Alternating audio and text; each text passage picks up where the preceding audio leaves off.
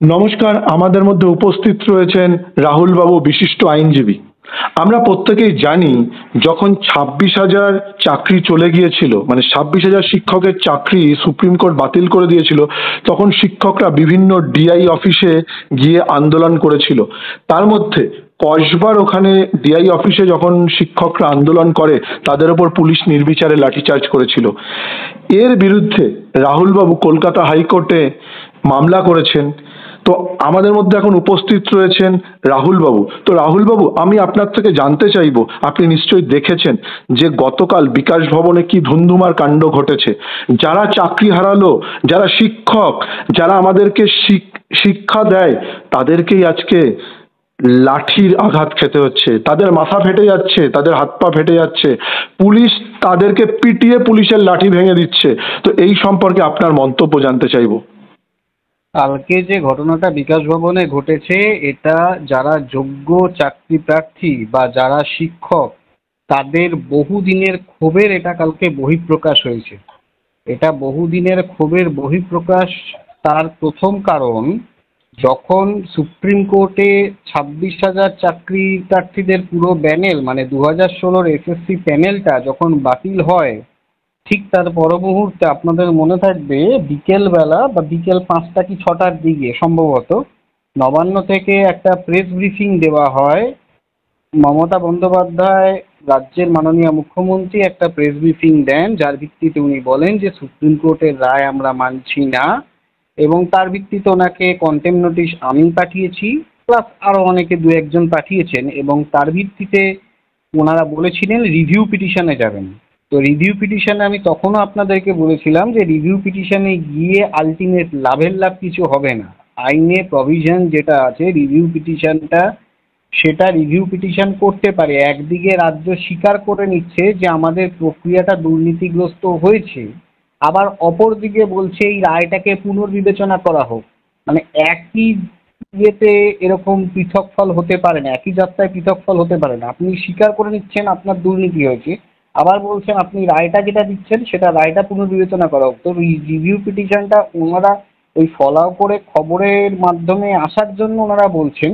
Review পিটিশনে যেটা reality, সেটা ওনাদের আইনজীবী যারা আছেন সুপ্রিম কোর্টে সওয়াল করেছেন, ওয়ান অফ দেম কল্যাণ বন্দ্যোপাধ্যায়, উনিও জানেন রিভিউ পিটিশন যেটা হয় সুপ্রিম কোর্টে জাস্টিসরা তাদের কেবিনে বসে ওনাদের আইনজীবী যিনি তৃণমূলের এমপিও বটে, কল্যাণবাবু, যিনি ওয়ান অফ দেম সুপ্রিম কোর্টে অ্যাপিয়ার করেছিলেন, উনিও জানেন যে, বা কপিল সিব্বলের মতো আইনজীবী তারাও জানেন যে সুপ্রিম কোর্টে রিভিউ পিটিশন মানে কথাটা হচ্ছে বিচারকরা তাদের কেবিনে বসে এটা ডিসাইড করে, এটার মান্যতা মানে দেওয়া হয় না খুব একটা, ওটা না এর বরাবর। তো তারপরেও রাজ্য সরকারের বা মমতা বন্দ্যোপাধ্যায়ের মানুষকে, মানে চাকরি প্রার্থীদেরকে বোকা বানিয়ে বলেছিলেন রিভিউ পিটিশনে যাব। যখন সেটাতেও লাভ হলো না, তারপরেও উনি বলেছিলেন মানে নির্লজ্জের মতো যে ভাতা দেবেন, ভাতার ঘোষণা করেছিলেন। এই ভাতার ঘোষণাটা তখন তিনি করেছিলেন, কিন্তু সেই ভাতার ঘোষণাটা যারা টেন্টেড তারা হয়তো মেনে নিয়েছেন, কিন্তু তারা মানাটা খুব স্বাভাবিক, কারণ তারা তো যোগ্যতার ভিত্তিতে চাকরি পায় না, তাদের অর্থ উপার্জনটা মূল ছিল। যে চাকরি তারা পেয়েছে টাকার বিনিময়ে, সেই টাকাটাকে রিকভার করতে হবে। শিক্ষা দেওয়াটা তাদের মূল উদ্দেশ্য ছিল না। সরকারি চাকরি পেয়ে সেই মাইনেটা রিকভার মাইনে দিয়ে, সেই যে ধার করে বা জমি বন্ধক দিয়ে বা বাড়ি বন্ধক দিয়ে টাকা দিয়ে চাকরি পেয়েছে, তৃণমূলের এমএলএ এমপিদের টাকা দিয়ে চাকরি পেয়েছে, সেটা তাদের ওই উদ্দেশ্য ছিল যে টাকাটা রিকভার করা। তো তাদের ভাতাটা তাদের কাছে একটা একটা জায়গায়, কোনো একটা জায়গায় তাদের কাছে সিকিউর জায়গা। বাট যারা মেরিটের ভিত্তিতে গেছে তাদের কাছে সেটা সিকিউর নয়, কারণ তারা সিভিক হতে আসেনি, তারা মেরিটের ভিত্তিতে পরীক্ষা দিয়ে রীতিমতো 2016 এসএসসি তাদের পরীক্ষা দিয়ে সমস্ত অ্যাপটিটিউড টেস্ট বলুন বা ওএমআর, লিখিত ওএমআর টেস্ট বলুন বা আপনার ভাইভা বলুন, এগুলো পর্যায়ক্রমে যে স্তরগুলো থাকে সেই সমস্ত স্তর পেরিয়ে এসছে। পেরিয়ে আসার পরই তারা তাদের মেরিট লিস্টে নাম উঠেছে। তারা কোনো টাকার জন্য এই চাকরি পায়নি, বা টাকা দিয়ে চাকরি বা অ্যাপয়েন্টমেন্ট লেটার পাননি। তো তাদের এটা ক্ষোভ ছিল, রাজ্য সরকার আইওয়াশ করছিল। যখন এই ক্ষোভটা চরম সীমায় চলে যায়, তখন তার বহিঃপ্রকাশ কালকে ঘটেছে। নিউটনের থার্ড ল আমরা সবাই জানি, every action has opposite and equal reaction. তো সেটা কালকে ঘটেছে। হ্যাঁ, তো এই সম্পর্কে কি আপনারা কোনো পদক্ষেপ নেবেন, বা কলকাতা হাইকোর্ট? অবশ্যই কলকাতা হাইকোর্টে আমাদেরই বন্ধু আইনজীবী, আমি অন্য মিডিয়াতেও বলার সময় বলেছি, আমাদের বন্ধু আইনজীবী যিনি ছিলেন বা যিনি আছেন, উনি কালকে রাতেই ইমার্জেন্সি বেসিসে chief justice of Kolkata high court T.S.. Sivagnanam স্যারকে মেল করেছেন, এবং মেল করার ভিত্তিতে আজকে অ্যাটেনশন মোশন আনা হয়। এবং আমি যেই সেকশনগুলোতে ডিআই অফিসে মানে লাঠি চালানোর ঘটনা করে মানে কেস রেজিস্টার করেছিলাম, যেটা under section 320 of 323 and 100 of 4 and 172 of BNSS অ্যাক্টে, যেটা আপনার সরকারি সম্পত্তি নষ্ট, মানুষকে মারা, মানুষকে প্রাণে মেরে ফেলার চেষ্টা, এবং without any kind of provocation lathi charge. আজকে আমি নির্লজ্জের মতো আমি দেখলাম দুজন পুলিশ অফিসার, আমি কেন গোটা দেশ দেখলো, নির্লজ্জের মতো একজন সুপ্রতিম সরকার, একজন জাভেদ সামিম, যারা শীর্ষস্থানীয় পুলিশ অফিসার, শীর্ষকর্তা, সম্ভবত মানে জায়গাটা লালবাজার বা ভবানী ভবন দুটোর মধ্যে একটা হবে, প্রেস মিট করে বলেছেন যে যারা পুলিশকে মেরেছে ওনাদের নাকি 13 না 14 জন ইনজিওর হয়েছে, যারা পুলিশকে মেরেছে তাদের বিরুদ্ধে, তাদের সিসি ক্যামেরায় ছবি আছে, তাদের বিরুদ্ধে ব্যবস্থা নেওয়া হবে। ওনারা এটা পরিষ্কার বলেছে। আমি আজকে ওনাদের পরিষ্কারভাবে বলা হয়েছে পুলিশ থেকে প্রেস কনফারেন্স করে যে তারা অনেক ধৈর্যের পরিচয় দিয়েছে। সকালবেলা যখন গেট ভাঙা হচ্ছিল তখনই তারা লাঠিচার্জ বা বিভিন্ন স্টেপ নিতে পারত, কিন্তু তারা ওয়েট করেছে। তারা 7 ঘন্টা বুঝিয়েছে এদেরকে। কিন্তু এই বিকাশ ভবনে আরো 55টি সরকারি অফিস রয়েছে, তাদের যারা মানে চাকরি করে তারা যখন বেরোচ্ছে সেই টাইমেও বারবার বোঝানো হয়েছে। যখন এদের কাছে আর কোনো উপায় ছিল না তখন একটু ধাক্কাধাক্কি বা রাস্তা ক্লিয়ার করার জন্য করতে হয়েছে, এবং অনেক পুলিশও ইনজিওর্ড হয়েছে, এটাই বলেছে। এবং এর জন্য আইনানুগ ব্যবস্থা নেওয়া হবে, মানে সিসি ক্যামেরা ফুটেজ দেখে, এটাও জানিয়েছেন সুপ্রতিম বাবু। এবার আমি আপনাকে বলি, কালকে সাডেনলি আপনারা দেখবেন বহু মিডিয়া বন্ধুরাও, আপনাদের বহু মিডিয়া বন্ধুরাও আক্রান্ত হয়েছেন। সব্যসাচী ঘোষ, না সব্যসাচী, সম্ভবত ওনার নাম সব্যসাচী ঘোষ, আমি যদি খুব ভুল না করি, উনি কালকে বিধাননগর দিয়ে যাচ্ছিলেন। সব্যসাচী বাবুর কথা বলছেন তো, বিধাননগরের একদম একদম একদম। উনি কালকে 2-4টে হুলিগানকে নিয়ে, ওনার সার্কেল হুলিগানকে নিয়ে চলে গেলেন বিধাননগরের থেকে, মানে আপনার বিকাশ ভবনের দিকে। কোনো যাওয়ার দরকার ছিল না। এই জায়গাটায় আগুনে ঘি উনি ঢাললেন, তার ভিত্তিতে সাংবাদিক হেনস্থা হলো এবং চাকরি প্রার্থীরা হেনস্থা হলো। এবং তার ভিত্তিতে দাঁড়িয়ে পুলিশ যদি বলে গেট ভাঙছে, তখন প্রশ্নটা আমার এসে যায়, তো সেই জায়গায় আগাম যখন খবর ছিল এরকম ঘটনা ঘটতে পারে, তাহলে পুলিশ সেখানে 3 লেয়ার প্রোটেকশন করেনি কেন? পুলিশ সরাসরি চাকরিহারারা পিসফুল পিসফুল ডেমনস্ট্রেশনে তারা বসেছিলেন, তাদের ওপর আঘাত আনা হয়েছে। যখন বিধাননগরে আপনারা সবাই দেখেছেন সব্যসাচী ঘোষের গাড়ির সামনে সবাই চাকরি প্রার্থীরা শুয়ে পড়েছিলেন, কারণ উনি সরকার পক্ষের প্রতিনিধি, চেয়ারম্যান, উনি সেই জায়গার চেয়ারম্যান, সরকার পক্ষের প্রতিনিধি। তো ওনার কালকে ওই জায়গায় গিয়ে আগুনে ঘি দেওয়াটা কোনো দরকার ছিল না। 1, 2, যদি যখন দেখছে পুলিশ তারা গেটের দিকে এগোচ্ছে, তখন সেই 3 লেয়ার প্রোটেকশন ব্যবহার করেননি কেন? বাঁশের ব্যারিকেড আমরা যখন দেখি বিভিন্ন রাজনৈতিক দলের কর্মকাণ্ড থাকে, বিভিন্ন ডিএম ডেপুটেশন হয়, লম্বা 10 ফুট বাই 12 ফুট 10 ফুট এর মতো বাঁশের ব্যারিকেড করে দেয়। তো সেই জায়গায় সেরকম ব্যারিকেড রাখেনি কেন? এটা গেল 2 নম্বর।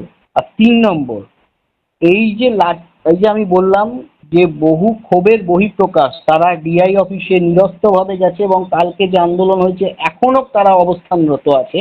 আমি যখন খবর পেয়েছি, আমি যতটুকু খবর পেয়েছি, তারা এই সময় তো দেখা যাচ্ছে বিরোধী দলনেতা ওখানে অবস্থান করছেন এবং তারা ওখানে অবস্থানরত রয়েছে। আর রাহুল বাবু, আরেকটা জিনিস আপনাকে বলি, আমি সব্যসাচী ঘোষ নয়, সব্যসাচী দত্ত মেবি হতে পারে, সব্যসাচী দত্ত, যাই হোক, ওটার নাম আমার অত মনে থাকে না। সব্যসাচী দত্ত, মার্জনা করবেন, সব্যসাচী দত্ত ওনার নাম। যাই হোক, আমি বললাম মনে হয় সব্যসাচী ঘোষ, যাই হোক, সব্যসাচী দত্ত। তো উনি কালকে প্রথমে আগুনে ঘিটা ঢাললেন, যেটা ঢালার কোনো প্রয়োজন ছিল না। পুলিশ যেখানে ওনাকে বলেছে যে স্যার এখানে একটা মোবিলাইজেশন চলছে, আপনার এখান দিয়ে যাওয়ার দরকার নেই, উনি পেছন দিয়ে যেতে পারতেন, উনি ওখানে নাই যেতে পারতেন, তার না শুনে উনি চলে গেলেন ওদিক দিয়ে। উনি ইচ্ছা করে এই বদমাইশিটা করলেন, মানুষকে মারলেন, চাকরি হারাদের মারলেন, যারা যোগ্য প্রার্থী তাদের মারলেন। বহু মিডিয়ার সাংবাদিক, ক্যামেরাম্যান, আমি বাই নেম বলছি, TV9-এর সাংবাদিককে মারা হয়েছে, ক্যামেরাম্যানকে মারা হয়েছে, এবিপি আনন্দর সাংবাদিককে পর্যন্ত ঘাড় ধাক্কা দেওয়া হয়েছে। এরকম বহু মিডিয়াকে মারা হয়েছে। আমি দুটো মিডিয়ার কথা বললাম। যাক, তাহলে আপনি আশা রাখেন যে এই ম্যাটারটাও কলকাতা হাইকোর্টে আসবে এবং এটা কলকাতা হাইকোর্টে অলরেডি এসে গেছে। কলকাতা হাইকোর্টে আমি আবার ওই জন্যই বলছিলাম যে কথাটা ঘুরে গেল অন্য জায়গায়। কলকাতা হাইকোর্টে আজকে এটা অলরেডি ফাইল হয়েছে, সেই একই সেম সেকশনে।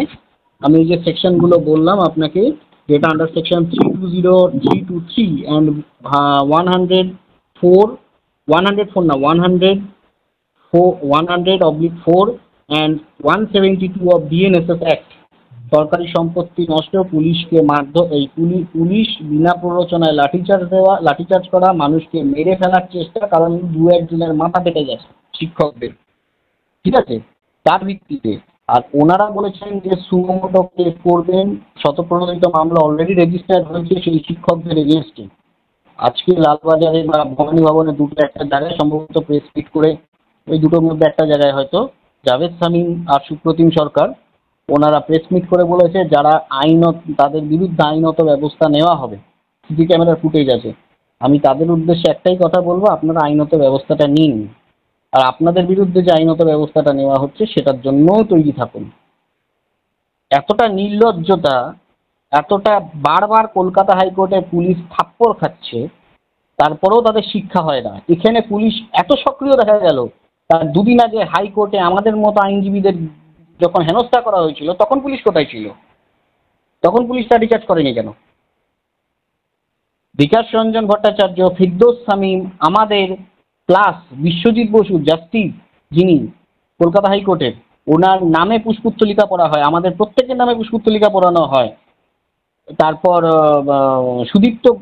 সুদীপ্ত গুপ্ত, আমাদের নামে পুষ্পোত্তলিকা পড়ানো হয়, আমাদের নামে স্লোগান দেওয়া হয়, বিকাশ ভট্টাচার্যকে জুতো জলের বোতল মারা হয় যারা টেন্টেড ক্যান্ডিডেট। তখন পুলিশ সক্রিয়তা দেখায়নি কেন? তখন হ্যাস্টিক থানার সক্রিয়তা কোথায় ছিল? এই কলকাতা পুলিশ। আর হঠাৎ করে তারা শিক্ষকদের ওপর বিনা প্ররোচনায় লাঠিচার্জ করলো, অতি সক্রিয় হয়ে গেল। অথচ এই পুলিশকে দেখা যায় যখন তৃণমূলের হুলিগানিজম চলে, আপনি যদি একটু ইন্টেরিয়র সাইডে চলে যান, ভাঙড়ের বুকে যখন আরাবুল, শওকত এর মধ্যে দুটো গোষ্ঠীর মধ্যে বোমবাজি হয়, যখন থানা ঘেরাও হয়, থানা ভাঙচুর হয়, এই পুলিশকেই দেখা গেছে টেবিলের তলায় লুকোতে। অথচ এই পুলিশ এখন পুরো সক্রিয়। ওনারা সক্রিয়তা দেখাক, আমরা চাই ওনারা কোর্টে আসুন, তারপর ওনাদের ব্যবস্থা কি করা হয় সেটা হাইকোর্ট মানে বিগত দিনেও বুঝিয়েছে, আগামী দিনেও বুঝাবে, কোনো অসুবিধা নেই। শিক্ষকদের আন্দোলনে, সুস্থভাবে সংসদীয় গণতন্ত্রের আন্দোলনের সপক্ষে আমরা, এবং আমরা গতকাল অনেক টিচাররা বলছিল, যারা চাকরিহারা, এই ধরনের অনেক প্রার্থী বলছিল যে ওখানে জল বন্ধ করে দেওয়া হয়েছে, অ্যাম্বুলেন্স ঢুকতে দেওয়া হচ্ছে না, মানে বিভিন্ন ধরনের অমানবিক ব্যবস্থা। যারা মহিলা আছে তাদের জন্য মিনিমাম বায়ো টয়লেটটা ব্যবস্থা করে দেওয়া হয়নি, ঠিক আছে? যারা মহিলা আছেন তাদের জন্য মিনিমাম সৌজন্যটুকু পুলিশ দেখায়নি, তারা বায়ো টয়লেট ব্যবস্থা করে দেননি, তাদের জলের ব্যবস্থা দেওয়া হয়নি। আর এখন বড় বড় কথা বলছে জাভেদ শামীমের মতো পুলিশ অফিসার আর সুপ্রতিম সরকারের মতো পুলিশ অফিসার লালবাজারের বাইরে, লালবাজারের না ভবানী ভবনের ভেতরে বসে। তারপরে দাঁড়িয়ে মুখ্যমন্ত্রীর কোনো প্রেস রিলিজ আজ পর্যন্ত, মানে এখন পর্যন্ত টিল রিগার্ডিং টু বিকাশ ভবন অভিযানে কোনো রকম কোনো সে নেই। পুলিশ আইনের ব্যবস্থা নেওয়ার ধমকি দিচ্ছে, মানে শিক্ষক। দেখুন, পুলিশের যেটা বক্তব্য সেটা হচ্ছে ওখানে এতজন কর্মচারী রয়েছে, তাদেরকে তো বেরোতে দিতে হবে, তাদেরকে বেরোতে দিচ্ছিল না, সেই জায়গাটাতেই পুলিশকে বাধ্য হয়ে কিছু স্টেপ নিতে হয়েছে। তাদেরকে বেরোতে দিচ্ছিল না সেটা ভালোভাবে বলা যেত। তাদেরকে আমি ওই যে বললাম একটা কথা, বহু সুপ্রতিম বাবু বারবার বলেছেন যে অনেকক্ষণ বোঝানোর চেষ্টা করা হয়েছে, পুলিশ শান্তভাবে অনেকক্ষণ বলেছেন। দুনিয়া, গোটা টেলিভিশন আপনারা সবাই দেখেছেন কতটা শান্ত সে সময় পুলিশ ছিল। লাঠিচার্জ চরম সীমায় কখন পৌঁছেছে, লাঠিচার্জ কখন থেকে শুরু হয়েছে বোঝানো যদি হয়, তাহলে সেই জায়গায় জাভেদ শামীম, সুপ্রতিম সরকারের মতো অফিসার বা মুখ্যমন্ত্রীর মতো মন্ত্রী বা মানে আপনার শিক্ষা সচিব কেন ওখানে গেলেন না? এটাকে বোঝানো বলে না? পুলিশের লাঠির সামনে মানুষকে লাঠির ডগা দিয়ে বোঝানোর চেষ্টা করা হচ্ছে শিক্ষকদের, তাহলে কেন ওখানে গেলেন না? আরজি করে আমরা বিগত দিনে যখন দেখেছি, আরজি করে যখন ডাক্তাররা স্বাস্থ্য ভবনের স্বাস্থ্য ভবনের সামনে স্ট্রাইক করছিলেন, তখন রাজ্যের মানে অযোগ্য আর অপদার্থ স্বাস্থ্যমন্ত্রী তখন ছুটে গেলেন। তাহলে এখন রাজ্যের অযোগ্য আর অপদার্থ শিক্ষামন্ত্রী কেন ছুটে গেলেন না? কেন শিক্ষা সচিব গেলেন না? পুলিশের কথা আন্দোলনরত পড়ুয়ারা আন্দোলনরত শিক্ষকরা শুনবেন কেন? কেন শুনবেন? তাদের দাবিটা তো সঙ্গত দাবি। তাদের প্যানেল ক্যান্সেল হয়েছে।